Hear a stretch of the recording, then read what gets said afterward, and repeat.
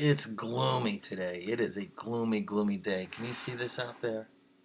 Look at that. It's just all white, but actually it's all gray. I don't know. It's just not a good computer camera. Hi, my name is Dan Libman. Welcome to another episode of Pwatree Chit Chat, where we always chit-chat about poetry.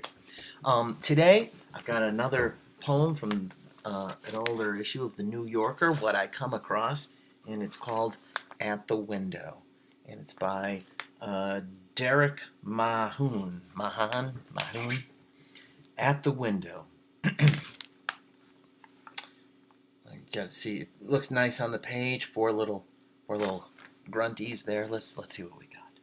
The bird flying up at the window pane aspired to the blue sky reflected in it. I like that word, aspired. You know, bird, it's funny to think of a bird. We don't think of a bird having aspirations because, of course, they can fly, and that seems so wonderful. But, of course, birds would have aspirations as well. Let's see what we got here. I'm having a little trouble reading this. Should I run and get my glasses? Hold on one second. Just hang on.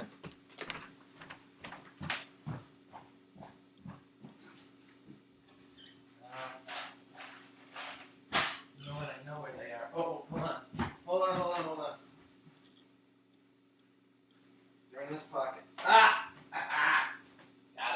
it. And I also got a pen. I don't really think I'll need to write anything, but I also had just want to let you know those are the two things I keep in my pocket, a pen and the peepers. At the window, the bird flying up at the window pane aspired to the blue sky reflected in it, but learned the hard truth and flew off again.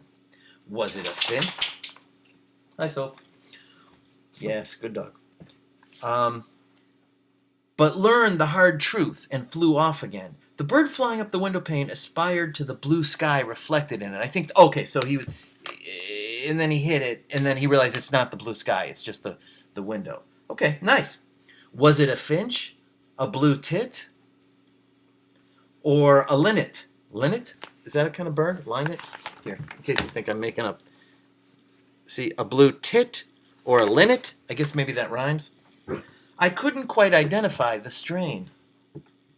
Checking a pocket guide to get it right, The Birds of Ireland, illustrated text, I note the precise graphic work and definite descriptions there. Poetry can make you itchy.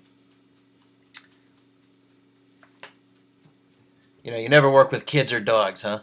Okay. Checking a pocket guide to get it right. Yes, good Sophie.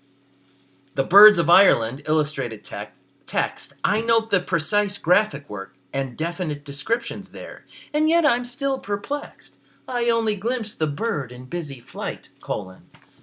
It ends in a colon, this last one here, this little grunty here. Bit like a goldfish, like the captive one perched on a rail by Rembrandt's young disciple. Come on, poets! Is that I mean, I know you always, at some point you have to reach for some sort of grander artistic thing from the past, but I mean, can we do better than Rembrandt? Come on, we've heard of that one. Come up with a painter we've never heard of. That way we'll think the poem's even better. Let's see. A bit like, so we got the colon here, in busy flight. Bit like a goldfinch, like the captive one perched on a rail by Rembrandt's young disciple. I don't know. Except for the coloring, blue, yellow, and green. A tit so. One of those from the bird table, which whir at hanging nuts and grain. So in this little grunty section here, we've got tits and nuts and grain. It's all over the place. Off he flew. Now there's a mist out there, and a mist in here that wouldn't interest him, since what he wants is sky and open air. He's in the leaves. I'm trying one more time to find an opening in the stratosphere.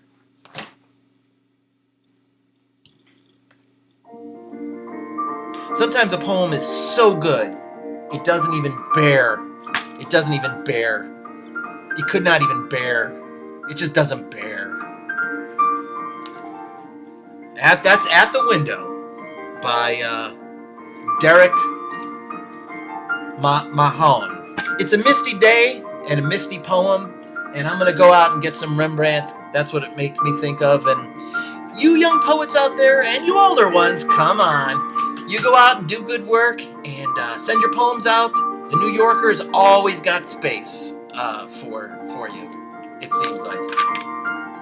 So send it to them. Oh dear, I've gone over my time. Let me see what you're up to. Spill the ink. And we'll talk soon. Bye-bye now.